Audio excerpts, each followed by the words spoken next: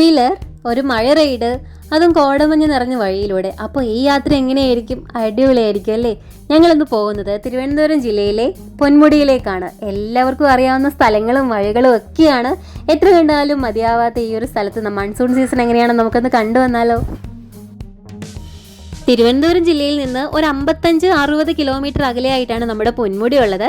പശ്ചിമഘട്ട മലനിരകളുടെ ഭാഗമായിട്ടുള്ള ഈ ഒരു സ്ഥലത്തിന് ഏകദേശം ഒരു 1100 മീറ്റർ ഉയരത്തിലാണ് ഉള്ളത്. ബ്രിട്ടീഷ് കാലം മുതൽ തന്നെ ഒരു ഹിൽ സ്റ്റേഷനായിട്ട് അറിയപ്പെടുന്ന പൊന്മുടി ഇന്ന് കേരളത്തിലെ ഏറ്റവും മനോഹരമായിട്ടുള്ള ഡെസ്റ്റിനേഷനുകളിൽ ഒന്നാണ്. ഇതൊക്കെ എൻ്റെ മോൾ എന്നോട് ചോദിക്കുന്ന ചോദ്യങ്ങൾക്കുള്ള ഉത്തരവായിട്ടായിട്ടോ. അത് ഞാൻ നിങ്ങളോടും പറഞ്ഞു എന്ന് മാത്രം. എന്തൊക്കെയായാലും ഞങ്ങൾ പോയ ദിവസം നല്ല മഴയുള്ള ദിവസമായിരുന്നു. അതേപോലെ തന്നെ വർക്കിംഗ് ഡേ ആയിരുന്നു. അതുകൊണ്ട് പോകുന്ന വഴിയിലൊന്നും ആരുമില്ല, നല്ല ശാന്തമാണ്. അതുകൊണ്ട് തന്നെ ചെറിയ പേടിയൊക്കെ തോന്നിയിട്ടുണ്ടായിരുന്നു. കാര്യം എന്ന് വെച്ച് കഴിഞ്ഞാൽ കാട്ടാനകളും എല്ലാം ഇറങ്ങുന്ന സ്ഥലമാണ്. പക്ഷേ ഇതിനിടയ്ക്കൂടെ തന്നെ കോടയും ഇറങ്ങി തുടങ്ങിയപ്പോഴത്തേക്ക് ഭയങ്കര സന്തോഷമായി. നല്ല ഒരു പ്രത്യേക ക്ലൈമറ്റ് ആയിരുന്നു കേട്ടോ. നമുക്ക് ഭയങ്കരമായിട്ട് ഇഷ്ടപ്പെടും.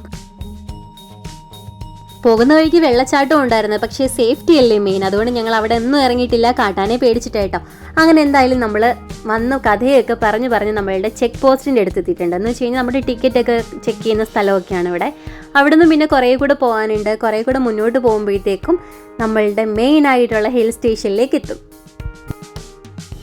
ഞങ്ങൾ പോയപ്പോൾ 40 രൂപയുടെ ടിക്കറ്റ് ആയിരുന്നു ഉണ്ടായിരുന്നത്. പക്ഷേ ഇപ്പോൾ റേറ്റിന് വ്യത്യാസം വന്നിട്ടുണ്ടാവും.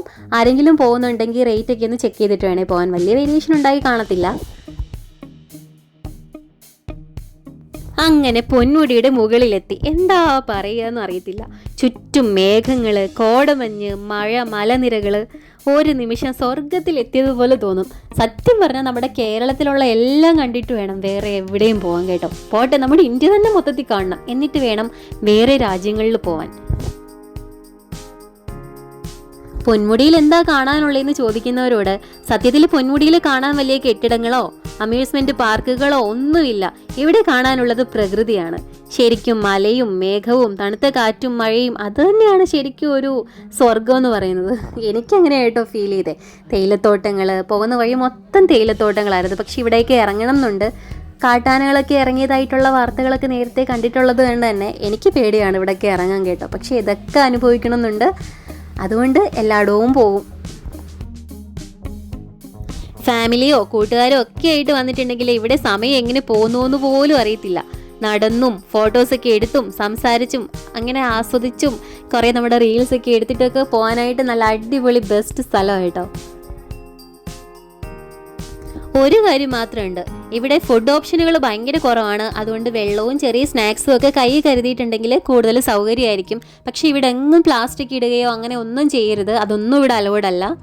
ഞങ്ങളിവിടെ വന്നപ്പം ഇത്രയും തണുപ്പ് പ്രതീക്ഷിക്കാത്തത് കൊണ്ട് തന്നെ വേറെ കോട്ടും കാര്യങ്ങളൊന്നും എടുത്തിട്ടില്ല. പക്ഷേ റെയിൻകോട്ട് ഇരിപ്പുണ്ടായിരുന്നു 100 രൂപയുടെ. ഇവിടെ വരുമ്പോൾ 100 രൂപയുടെ റെയിൻകോട്ട് മസ്റ്റാണ്. റെയിൻകോട്ട് ഉണ്ടെങ്കിൽ പിന്നെ നമുക്ക് പേടിക്കാനൊന്നുമില്ല. എനിക്ക് യാത്രകളൊക്കെ ഒരുപാട് ഇഷ്ടമാണ്. യാത്രകളൊക്കെ നമ്മൾ ഈ സ്ഥലം കാണുന്നത് മാത്രമൊന്നും അല്ലല്ലോ, നമ്മുടെയൊക്കെ മനസ്സിനൊക്കെ കുറച്ചൊക്കെ സമാധാനവും കിട്ടും. പിന്നെ നമ്മളെ കൊണ്ട് പറ്റുന്ന സമയത്ത് നമ്മൾ എവിടെയൊക്കെ പോകാവോ അവിടെയൊക്കെ പോകണം. ഇതൊക്കെ നമുക്ക് പിന്നെ ഒരു ഓർമ്മയായിട്ട് തന്നെ നിൽക്കുമല്ലോ. പിന്നെ കുഞ്ഞുങ്ങളായിട്ട് വരുന്നവർ തണുപ്പിനുള്ള എന്തെങ്കിലുമൊക്കെ ഒന്ന് കരുതിയിരിക്കണം. ആവശ്യമായിട്ടുള്ള സാധനങ്ങളും ഒക്കെ കരുതാൻ മറക്കരുത്. കുഞ്ഞുങ്ങളായിട്ടൊക്കെ വന്ന് എൻജോയ് ചെയ്യാൻ പറ്റുന്ന സ്ഥലമാണ്. കുഞ്ഞുങ്ങളായിട്ട് വരുമ്പോൾ അത്യാവശ്യം അവർക്കും നല്ല കെയർ വേണം. അവരെയും നല്ല സുരക്ഷിതമായിട്ട് തന്നെ നോക്കണം. അങ്ങനെയൊക്കെയുള്ള കാര്യങ്ങളുണ്ട്. ഇവിടെ അടുത്ത് വെള്ളച്ചാട്ടം ഒക്കെ വേറെ ഉണ്ടായിരുന്നു കേട്ടോ ഇറങ്ങാൻ വേണ്ടിയിട്ട്. പക്ഷെ നല്ല തണുപ്പായതുകൊണ്ട് തന്നെ ഞങ്ങൾ വെള്ളച്ചാട്ടത്തിലോട്ട് ഇറങ്ങിയില്ല. സമയവും കുറേ ആയിട്ടുണ്ട്. അതുകൊണ്ട് തന്നെ ഞങ്ങൾ തിരിച്ച് വീട്ടിലേക്ക് പോവാണ്. എന്തായാലും മഴയും മഞ്ഞും മലകളും ഒക്കെ ഇഷ്ടപ്പെടുന്നവർ ഒരിക്കലെങ്കിലും പൊന്മുടി സന്ദർശിക്കണം.